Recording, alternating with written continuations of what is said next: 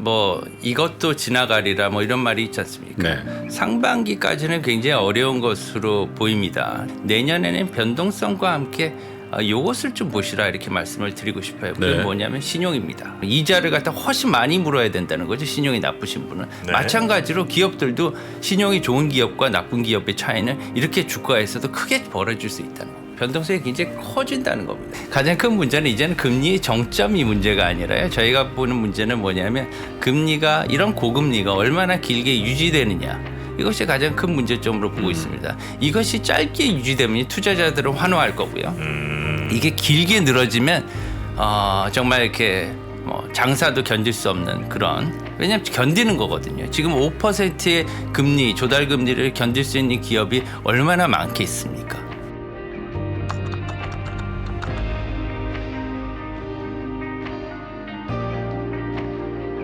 미주호 맞습니다. 홀딩스 네. 그리고 이제 여기에 미주호 은행에 계신 네, 우리 변정규 전무님을 오늘 한번 모셔보겠습니다. 어서 오십시오. 안녕하세요. 어서 오세요. 네, 반갑습니다. 반갑습니다. 네, 우리 전무님은 저 미주호 은행에서 주로 어떤 일을 담당하고 계신 거예요? 딜링룸에 있습니다. 아, 딜링룸. 예. 장사꾼이죠, 뭐 딜링룸에. 예. 아, 미주호 환도 예. 팔고 뭐. 주로 환율을 많이 보시죠? 아, 은행이다 보니까 환율을 제일 많이 보고요. 네. 환거래가 제일 많으니까요. 그리고 뭐 여타 뭐 금리 거래도 있고요, 파생 거래도 있고 다 있습니다. 네. 그렇죠. 미주호 은행은 큰 은행이에요, 되게. 그 일본에는 그 큰 은행밖에 없습니다. 아, 그래요. 예. 조그만 은행을 다 합병했거든. 잘하시네요. 네. 역시. 네, 저는 뭐 일본 은행까지는 뭐 전혀 많은 게 없어서. 99년도에 합병을 다 했고요. 98년도부터 진행되어서 이제 그 메가뱅크라고 하죠. 세계은행만 남기고 그때 뭐 부실화된 은행들이 워낙 많아서 다 이렇게 합병을 했고요.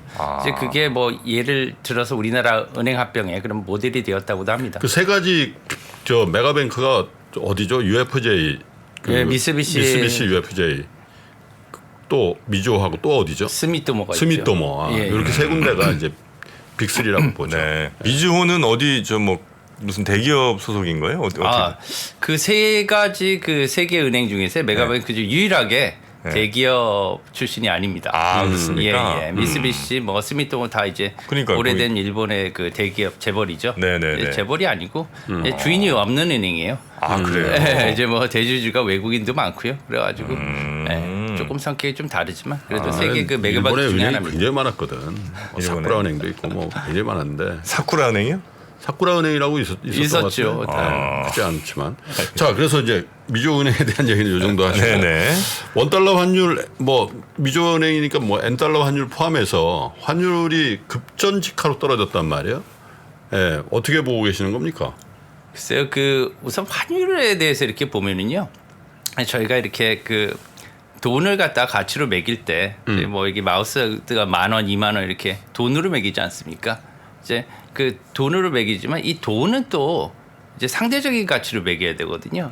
왜냐하면 돈을 갖다가 원화를 갖다가 그대로 이제 절대치인데 그것을 갖다가 강해졌는지 약해졌는지 볼 수가 없지 않습니까? 그렇죠. 그렇기 때문에 뭐 달러든 원화든 다른 통화하고 비교해서 이렇게 얘기하는 게 이렇게 환율입니다. 그래서 이제 환율인데 이제 달러는 또한 기축 통화고요. 이제 기축 통화이기 때문에 이제 비교를 자주 하게 돼서 이제 사람들이 이제 코스피 200 지수 같이 이제 지수를 만든 게 이제 6개 통화를 이제 기축통 그 기준으로 해서 비교할 수 있게 만든 게 달러 인덱스예요. 그렇죠. 네. 근데 이 달러 인덱스가 최근에 114까지 갔다가 104대로 지금 떨어진 상태입니다. 예, 많이 떨어졌네요. 예, 이 10% 원인은 가장 큰 게 이제 유로화죠. 아까 말씀드렸듯이 이 그 코스피 200 같이 가중치를 둬서 만들어 놓은 이 달러 인덱스에서 유로화의 가중치가 이제 67%, 약 3분의 2가 넘습니다. 네. 그렇기 때문에 유로화가 최근에 유로 달러 환율이 굉장히 강해졌단 말이에요.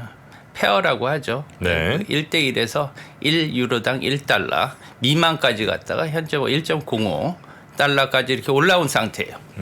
뭐 유로존에 요새 뭐 여러 가지 에너지 합의라든가 특히나 이제 그 7월부터 시작해서 6월까지는 제로 금리였단 말씀입니다. 유로존도. 근데 유로존의 금리가 지금 2%까지 올라왔어요. 미국만 자이언트 스텝, 빅 스텝을 거쳐서 이렇게 금리를 많이 올린 게 아니라 유로존도 따라서 인플레이션에 대항하기 위해서 굉장히 많이 쫓아온 거죠. 그렇기 때문에 그리고 어제도 뭐 이렇게 유로존에 여러 그 중앙은행 총재들이 우리도 따라서 물가 상승률에 대응하기 위해서 물가를 갖다가 대처할 거다. 그래서 금리를 올릴 거다. 이렇게 얘기했기 때문에 유로화가 상대적으로 선전을 하고 있는 거거든요. 그것 때문에 지금 달러 인덱스가 이렇게 약해진 상태입니다. 유로가 강해져서 상대적으로. 그리고 또 최근에 달러 인덱스가 갑자기 좀 너무 오른 측면도 있어요. 오버밸류된 그 측면이 뭐냐면은 이제 그 미국의 자이언트 스텝이 4번 연속해서 이루어졌단 말씀. 굉장히 이례적인 거예요. 앞으로 이런 그 자이언트 스텝 0.75% 포인트의 금리 인상이 이렇게 연속적으로 이루어지는 게 다시 볼 수 있을지 잘 모르겠습니다.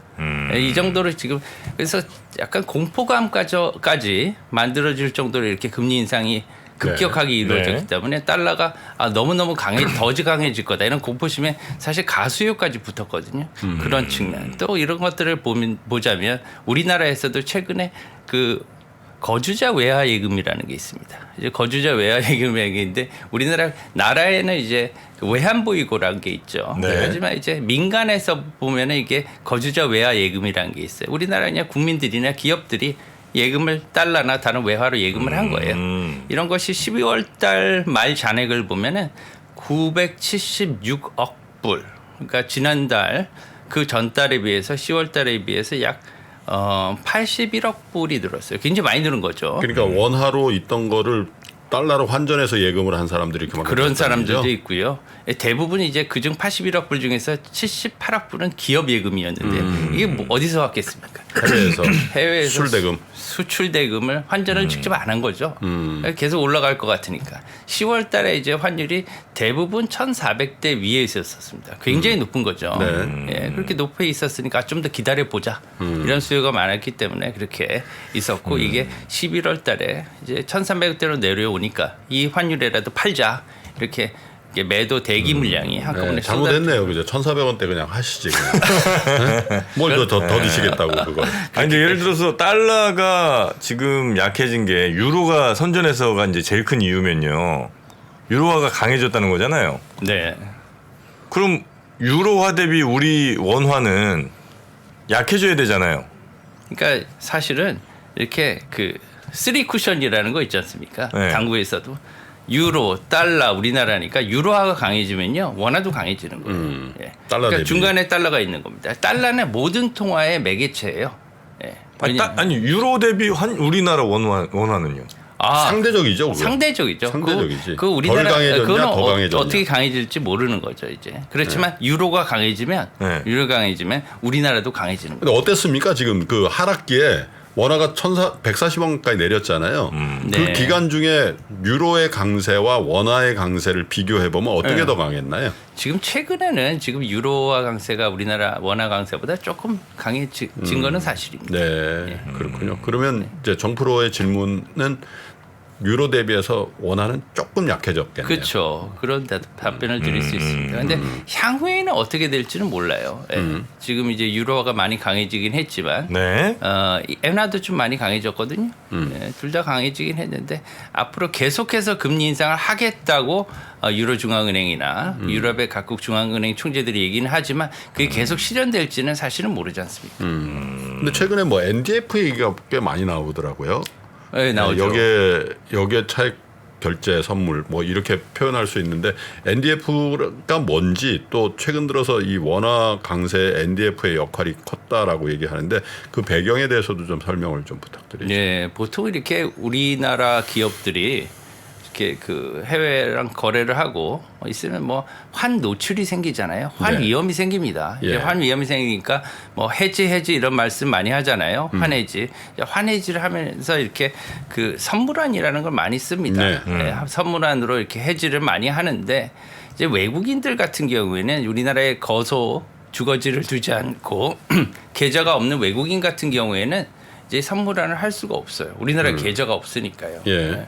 그렇기 때문에 이제 차선책으로 해외에서 역외에서 이렇게 달러나 다른 그 통화와 이렇게 한 달 뒤나 뭐 3개월 뒤나 이렇게 차액만 정산하는 그런 차선책으로 역의 차액 선물안이라는 거래를 하게 됩니다. 예, 그 차선책인데요. 이제 역내에서 못 하니까 그런 것들을 통해 가지고 이제 외국인들이 해지를 많이 해요. 그리고 이 역의 차액 선물안이 우리나라 그 서울 외환시장의 개장 가격이 됩니다. 굉장히 중요하죠. 그러니까 개장 가격이 됩니다. 뉴욕 NDF 역의 선물안의 가격 종가가 우리나라 서울 외환시장의 개장 가격이다. 그래서 중요합니다. 예. 그래서 저희는 항상 그것을 모니터링하고 있죠. 예, 어떻게 개장가가 되어야 되는 거 아니면 그냥 그렇게 되는 거예요? 되는 겁니다. 안 그래도 되지만. 예, 외환시장은 원래는 이렇게 24시간 돌아가는 시장이거든요. 근데 뭐 그 유로화나 엔화나 이런 메이저 통화는 다 24시간 돌아가요. 그렇게 해달라는 거죠. 외국인 투자자들이 또 MSCI에 가려면 그렇게 꼭 해야 된다라고 얘기하는 거고. 뭐 그런 것들도 여러 가지 뭐 이슈가 있을 수 있습니다. 사실은 외환 시장을 그 열어야지 외국인 투자가 늘어난다는 그런 생각이 들 수도 있고요. 외국인 투자를 그 만들기 위해서 이제 주식 시장이나 채권 시장이나 다른 시장이 더 강해지면 외국인 투자가 더 들어온다는 이런 얘기도 할 수 있어요. 제가 개인적으로는 사실은 그 후자가 더 맞다고 생각합니다. 왜냐하면 외국인들도 약간의 변명거리도 있는 거거든요. 네. 제 생각에는. 그리고 그 채권 시장 같은 경우는 한국의 채권 시장 지금 보유고가 한 그 10%가 넘었어요. 상장 채권으로 볼 때 외국인들이? 예, 굉장히 큰 변화입니다. 외국인들의 굉장히 큰 변화예요. 그건 뭐냐, 우리나라 시장이 굉장히 선진화됐다는 거죠. 거꾸로 보면은 주식 시장은 옛날부터 40% 50% 이렇게 간 적이 있었지만 채권 시장은 2000년 전까지는 1%채 되지 않았거든요. 외국인 점유율이. 근데 이제는 10% 됐다는 거는 그리고 계속 늘어났어요. 예. 리만 금융 위기 이후에도 늘어났고. 최근에도 늘어났고 이런 것들 보면 한국의 금융시장이 굉장히 선진화되고 가요. 되게 고무적인 일이죠. 이런 것들을 보면은 앞으로 우리나라가 그렇게 뭐 이렇게 속된 말로 쫄 필요도 없습니다. 예, 굉장히 이제 잘 지금 진행되고 있는 것 같고요. 그런 측면에서는 외환시장에서 우리나라가 그런 말을 하는 이유는 뭐냐? 우리나라 원화가 그 세계 10대 경제 교역국 중에서 유일하게 이렇게 해외에 결제가 안 되는 통화이기 때문에 불편해서 그래요. 그렇죠. 불편해도 어떻게 감수할 수 있고 그것을 갖다 헤쳐나갈 수 있으면 우리나라의 계획대로 천천히 이렇게 계획에 맞춰서 오픈시키는 것도 굉장히 큰 중요한 과제라고 이렇게 생각합니다. 근데 이제 NDF가 이제 뉴욕에서 이제 주로 거래됐을 텐데 그러면 그 한국의 외환 시장 정규 시장에서의 어떤 원화의 강세보다 NDF 쪽에서의 강세가 더 두드러졌다는 거잖아요. 네, 그리고 NDF에는 한국 기업들이나 한국 금융회사들도 참여하는 거죠. 다 참여를 하죠. 이렇게 네. 저희들도 다 주문을 받고요. 예. 그리고 뭐 싱가포르, 홍콩 이런 데서 다 주문을 받고 있습니다. 하지만 제가 이렇게 봤을 때는 그 NDF 역의 차익 선물안 때문에 최근에 이렇게 하락했다는 거는 이건 좀 아닌 것 같고요. 예. 왜냐하면은 최근에 오히려 보면은 서울 외환시장에서 그 11월 11일 빼빼로데이 때 그 CPI가 발표되지 않았습니까? 네. 미국에. 이때 35원이 하락을 했어요. 서울 외환시장에서 주로 많이 떨어졌고 오히려 역의 시장에서는 크게 변동이 없었거든요. 네. 그렇기 때문에 그런 것들은 조금 약간 어폐가 있다 이렇게 생각을 합니다. 네. 이번에는. 그렇게 알려지기만 그렇게 한 거고. 네. 그러니까 일단 그 NDF가 조금 이제 어려우신 분들도 많이 네. 있으신 것 같아서 제가 이해하는 게 맞는지 한번 체크만 좀 부탁드리겠습니다. 아, 예. 그러니까 그러니까 역에 우리나라 밖에서도 이제 그 환거래를 하는데 우리나라 원화를 뭐 달러로 한다든지 달러로 원화를 한다 이런 걸 하는데 거기에 이제 1,300원이었다가 1,400원이 되면 그러니까 선물 거래에 있어서 100원 차이만 결제하고 나머지는 그냥 뭐 오르건 내리건 그 차액만 결제하면서 환율을 결정하는 곳이 역의 환 거래 여기 맞습니까? 정확합니다. 정확합니다. 예. 그게 이제 그 100원의 차이를 갖다가 네. 달러로 결제할 수도 있고 뭐 유로로 결제할 수도 있고 엔화로 결제할 수도 있는 거잖아요. 그때 네, 당시의 네, 환율로 네. 환전만 한다면 네. 그렇게 되는 거죠. 아, 예. 어떻게 보면은 돈 놓고 네가 이겼니 내가 이겼니 그 차익을 갖다가 내가 이겼으면은 받고요. 주식을 살려면 내가 100만 원어치 살려면 100만 원 다 있어야 되잖아요. 근데 100에서 110 되면 내가 10만 원만 벌고 그다음에 110에서 100만 원 되면 내가 10만 원만 내고 뭐 이런 식으로 되면 참 좋겠다. 그 선물이 그렇게 돼 있잖아. 아 그래? 선물이 똑같습니다. 선물 10배 쓰면 그것만 마진콜 당하고 더 넣고 맞습니다. 그렇게 하잖아. 아 그래요? 아 괜히 얘기했나? 하지 마. 하지 마. 거기까지만 해. 그거 할 수 있어요. 거기까지만 해. 선물안입니다. 똑같이 선물안의 기법대로 아까 예.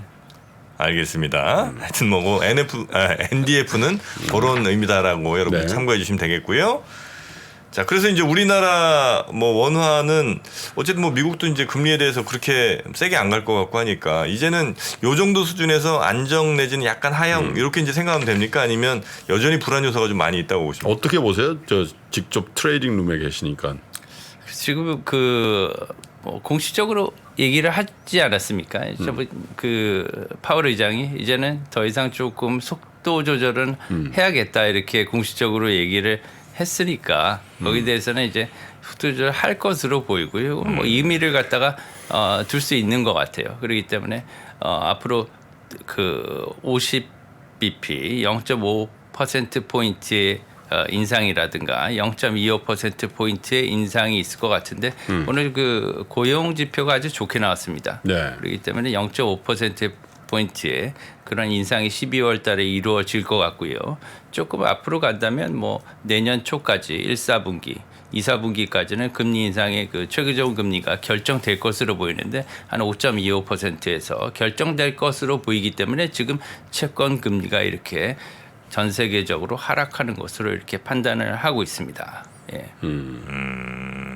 그리고 이 채권 금리 하락은 굉장히 중요한 의미가 있어요. 많이 빠졌더라고요 채권 금리가. 굉장히 차이가 네. 많이 났고요. 지금 뭐 2년짜리 미국 국채, 우리나라 뭐 3년짜리 국채 전부 다 한 0.5% 포인트 하락을 했고요.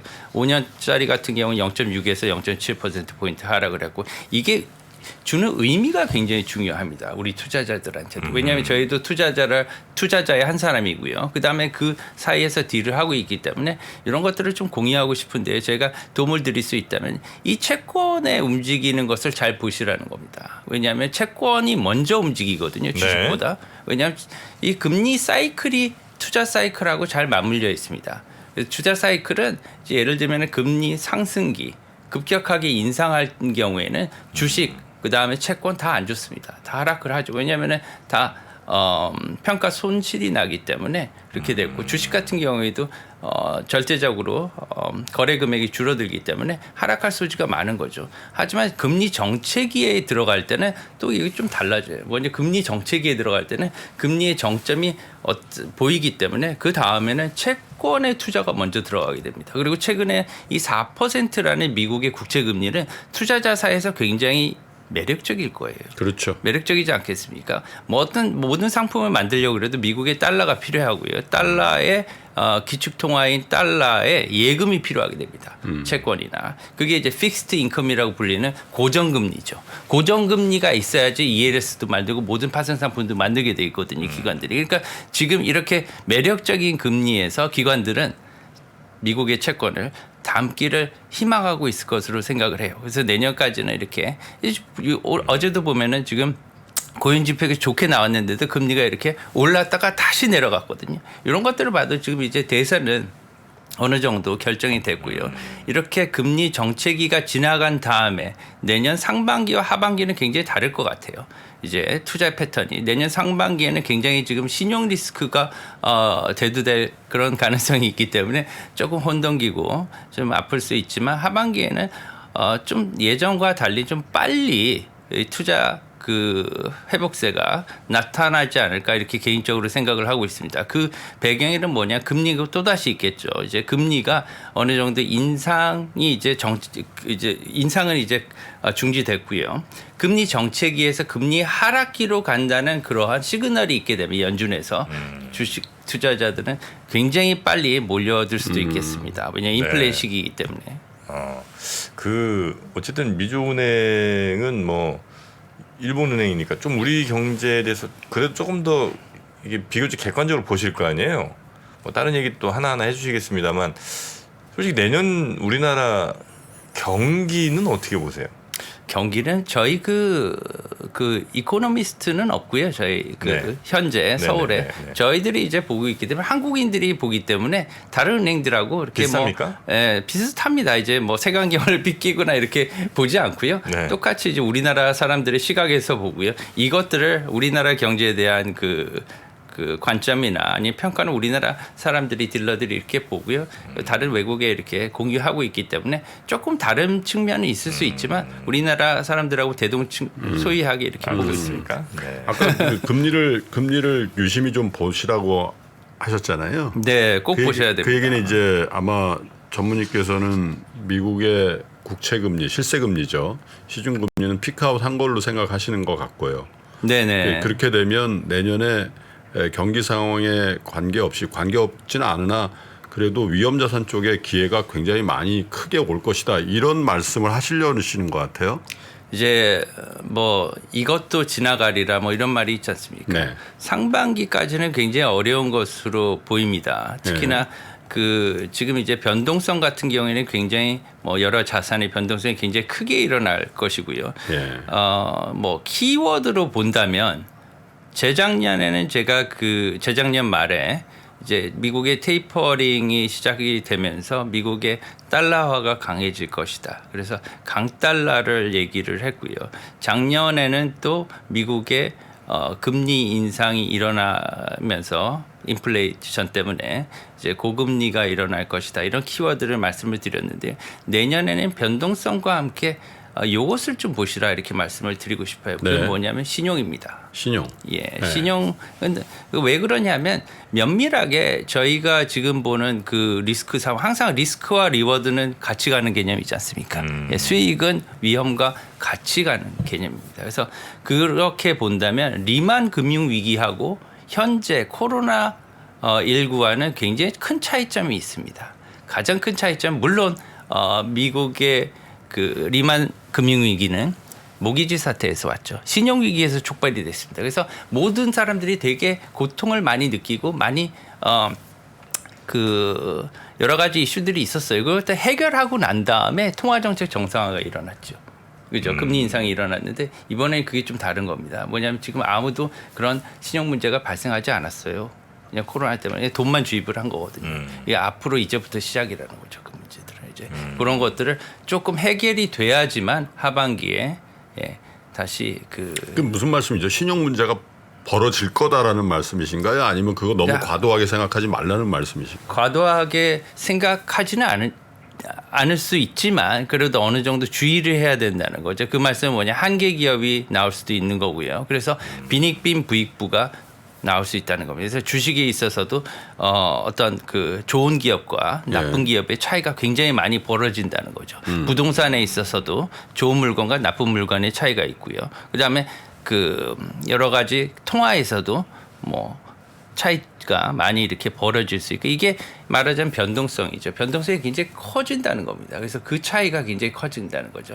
이게 왜 그러냐면요. 신용이라는 것 때문에 생기는 겁니다. 아까 말씀드린 그 신용이 뭐냐면 위험 프리미엄이에요.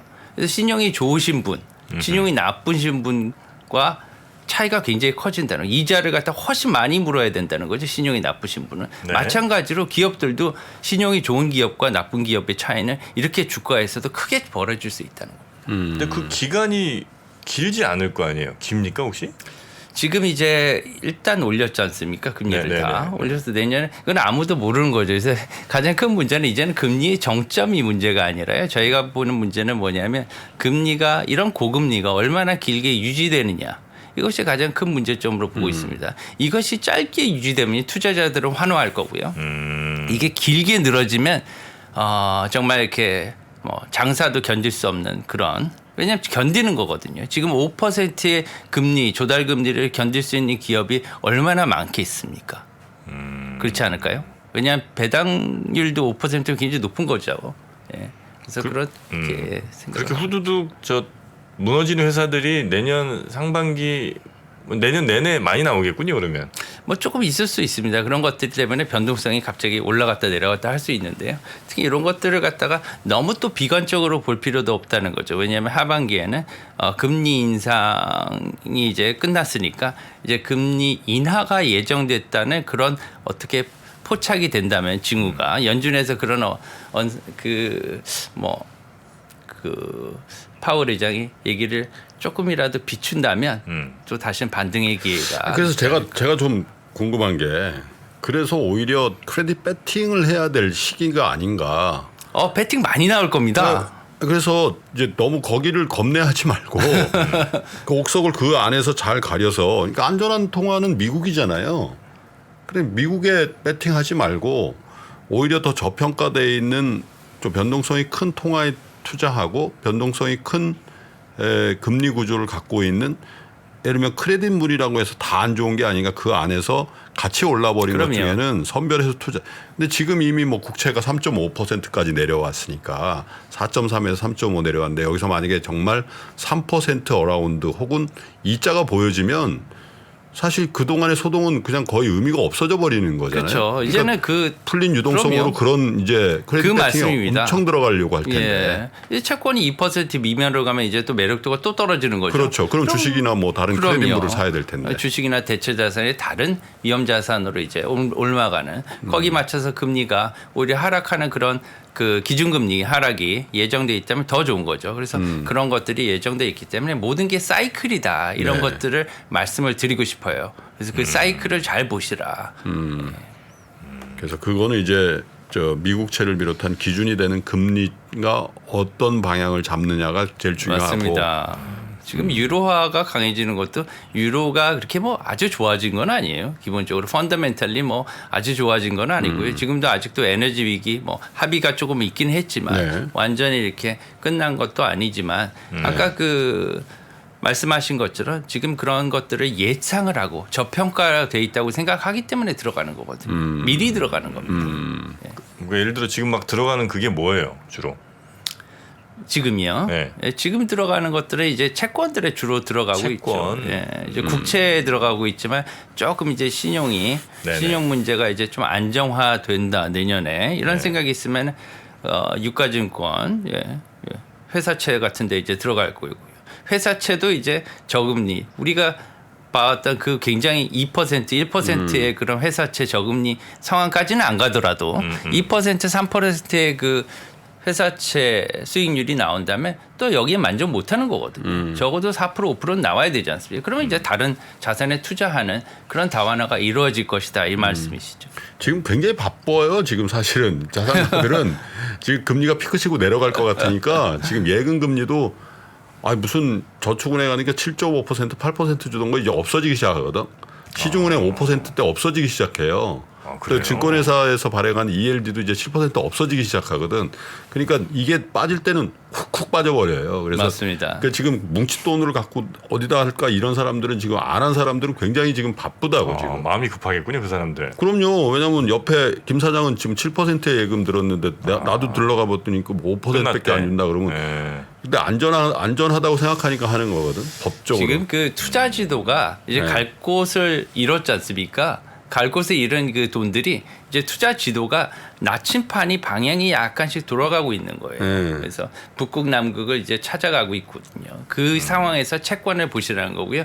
채권이 일단 방향이 정해지면 그 시기가 정해지면 다른 자산들도 이렇게 그러니까. 재편이 될 겁니다. 채권이 별로 맛이 없어 보이면 이제 결국 그 돈은 리스크를 걸고 주식이나 부동산으로 또 다시 오게 된다는 거거든요. 그렇죠. 사이클입니다. 이게. 근데 그 올라갈 때보다 떨어질 때가 훨씬 더 속도가 급합니까? 그럼요. 왜냐하면 돈이 쏠리거든. 저게 기회였네라고 하면 후행적으로 쏠려버리거든. 그러면 금융회사는 더 이상 그리고 우리나라 같은 경우는 정부에서 더 이상 금리 좀 올리지 말라고 그러기도 하잖아. 그러니까 답이 나와 있는 게임처럼 보이거든. 물론 이제 내년 초에 뭐 그래서 둔주를 얘기하는 거예요. 맞습니다. 둔주가 미분양이 나면은 ABCP가 또 출렁출렁 거릴 거고 그러면 금융회사가 아직도 불안정하다 그럴 거니까 둔주가 분양 완료되고 막 별 문제 없이 넘어가고 그러면 훨씬 더 맞습니다. 우리나라에는 이제 뭐 PF라든가 이런 문제들이 있고요. 그런 것들이 좀 해결이 돼야 되지만 사이클은 거의 이렇게 큰 사이클은 멀리서 이렇게 관조적으로 한번 보시면 굉장히 편하시게 이렇게 보실 수가 있을 거예요. N도 지금 역대급으로 떨어져 있는 상태죠? 지금 그 역대급은 아니고요. 아니에요? 한 145엔까지 이렇게 굉장히 약해졌었습니다. 네. 145엔까지 약해졌다가 135엔 달러당 135엔까지 이렇게 좀 내려와 있는 상태. 아직도 쌉니다. 지금 아직도 여행 가시기 좋은 때예요. N을 그때 샀었어야 돼. N. 원화 샀어도 돼. 원화 갖고 있잖아 자기. 뭐 걱정을 해. 원화요? 네. 원화가 얼마나 많이 올랐는데. 맞습니다. 1,430원에서 지금 1,290원까지 갔는데 아 그래요? 자기는 뭐 그동안에 돈 많이 번 거야. 달러 없잖아. 정확합니다. 달러 하나도 없으시잖아. 뭔가 이게 번 느낌은 하나도 안 들죠. 근데. 번 거야, 번 거야. 번 거예요? 그때 달러 사신 분들은 지금 나 어우 막 이러고 있잖아. 맞습니다. 너무 그때 달러 급격하게 원화로 올랐죠. 바뀌었는데. 그때. 달러가. 예. 100% 원한데 뭘 걱정을 해. 아 그렇습니까? 네. 다 걱정 안 해도 돼. 다 주식이라 근데. 알겠습니다. 아니 근데 그때 진짜 미국 주식 갖고 있으면서 미국 주식 안 오른 빠진 사람들이 제일 억울한 거라니까. 아 달러 비쌀 때 들어가서. 그렇지. 그때 좀 너무 그쵸, 고평가됐을 때. 그거 안 했잖아. 미주 은행은 저 자산을 뭐 투자 같은 건 안 해요? 그런 건 할 수 없는 은행이에요? 뭐 저희 그 회사 얘기는 제가 사실 못하게 돼 있어요. 그렇습니까? 그건 좀 네. 그렇지만 모든 은행들이 다 투자를 합니다. 모든 그래요? 은행들이 다 투자를 하고요. 이제 요새 보면은 그 대신 이렇게 우리가 그 경제학에서 보면 이제 그 자산 자본 가격 결정 이론이라는 그 어려운 말이 있어요. 이 CAPM이라는 게 있는데 이게 잘 그 인플레이션 때문에 적용이 잘 안 되는 것 같아요. 그래서 그런 측면에서는 여러분들이 뭐 공부 굉장히 많이 하신 분들도 계시더라고요. 이분들이 네네네네. 뭐 왜 선물안의 방향과 우리 환의 방향이 이렇게 같이 가야 되는데 안 맞느냐 뭐 이런 식의 굉장히 고차원적인 질문하시는 위해서 공부 많이 하시는 시청자분들 많이 계시더라고요. 그런 측면에서는 그 좀 안 맞는다. 왜냐하면 요새는 유동성이 우선 원활하지 않기 때문에 자금 조달에 있어서 유동성이 원활해야지 그런 것들이 이제 가정이 다 맞는데 유동성이 아직 그렇지 않기 때문에 유동성과 그다음에 신용의 문제 두 개를 갖다가 좀 잘 보면서 우리가 연말과 연시를 이렇게 좀 네네. 주시해 보면 되겠다 이렇게 말씀을 드립니다. 미주 달러 표시 후순위채 금리는 어느 정도 해요, 지금? 뭐 지금은 잘 모르겠습니다. 제가 봐야 아니, 되는데 그 진짜 옛날에 2009년도에 정말 투자 많이 했거든. UFG, 미쓰비시, 뭐 스미또, 뭐 저 미주홀딩스에 그때 당시에 보안자본이죠. 보안자본 달러 표시채가 16%, 굉장히 높았죠. 15에서 17% 어라운드 그 정도였던 것 같아요. 그래서 이자를? 따뜻했죠. 이자를. 금융위기 이후에 한국이 한 22%까지 올라갔고 네. 우리은행 이런 게 미주도 내셔널 그 저 호주은행 이런 데들도 15% 이렇게 했었어요. 제가 그때 마침 그 저기 다른 은행에 다른 증권사에 있었습니다. 그때 저 외국계 일본계? 아니 그때는 영국계였죠. 네. 뭐 SC 제일 계열의 네. 그 스탠다드 차타드 거기에 이제 그 증권사에 있었는데요. 네. 그때 당시에도 굉장히 그런 것들을 많이 했었어요. 특히나 그 우리은행 후순위채가 콜이 안 됐죠. 콜 안 됐죠. 2009년 1월. 예, 그게 유일한 콜이 안. 23~4%? 와 장난 아니었습니다. 예. 갖고만 엄청 샀었죠. 그것만 있으면 1년에 20몇 프로 이자를 준다고요? 그렇죠. 그런 거 없어요 지금? 지난번에 흥국 있었잖아. 1년에 40% 주는 거. 흥국? 우리나라 보험회사 다 20% 줬지 그때. 언제요? 강원도 사태 나고 난 지난달에. 다음에 아 그때. 지난달. 아 그때 그걸 왜 나한테 얘기를 안 해요? 아 그럼 거기는 어떻게 됐어요? 다 지금 그거 다시 먹고 있어요? 거의 다 정상으로 거의 회복하고 그럼 그때 산 있지. 사람들은 캐피탈 게인이지. 와 돈 엄청 벌겠네 거기 사람들. 샀어요, 형님? 샀으면 솔직히 얘기해요. 안 샀겠냐? 아 짜증나. 사셨겠네요. 아 짜증나. 역시 돈 버시는 분들은 여기서 저기서 다 보십니다. 예, 그런 걸 그래서 우리가 좀 알아야 됩니다. 아, 근데 그거 달러로 그냥 익스포저 갖고 있으면 돈 번 것도 없어. 왜냐면 달러 빠져가지고. 그래서 환해지를 했어야 돼. 맞습니다. 환해지를 하면은요 네. 좋아요. 네. 그 소액은 이제 안 해줘. 네. 소액은 또 안 해줘요? 많이 사셨나 보네요. 또 환해지를 하셨으면 지금 달러가 내렸기 때문에 거기서도 평가 이익이 났습니다.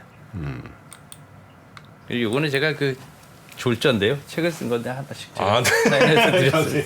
이게 아, 고맙습니다. 네네네. 감사합니다. 네. 아, 자주 오세요. 좀 아유 감사합니다. 오랜만에 그 업계분하고 얘기하니까 도움이 됐는지 모르겠습니다. 시청자분들. 환율과 썸타기라고 슈퍼달러 슈퍼리치.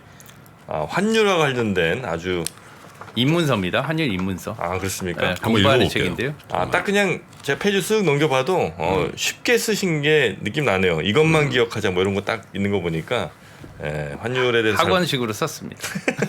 알겠습니다. 빨간지 치면서 외환 초보자도 실력자로 만들어준 아주 기본기가 탄탄한 책 네. 슈퍼달러 슈퍼리치 우리 변정규 네. 전무님이 쓰신 책입니다. 한번 환율에 대해서 궁금할 때 읽어보도록 하겠습니다. 네. 자 오늘 함께해 주신 미즈호 예. 은행의 우리 변정규 전무님 고생 많으셨고요. 또 뵙겠습니다. 고맙습니다. 감사합니다. 네. 2023년 투자 계획을 고민하고 계십니까? 2022년을 돌아보고 내 종목을 점검해 볼 시간. 그래서 준비했습니다. 반도체, 2차 전지, 자동차, 인터넷, 바이오, 그리고 국내와 글로벌 투자 전략까지 각 분야 베스트 애널리스트만 모셨습니다. 2023 베스트 투자 전략. 이번 강의는 사전에 설문조사를 통해 투자자분들이 진짜 궁금해하는 내용을 담았습니다. 11월 30일까지 사전 예약을 신청하시는 모든 분들께 3프로TV 다이어리도 보내드립니다. 자세한 내용은 영상 하단 링크 또는 네이버에 3프로TV를 검색하세요.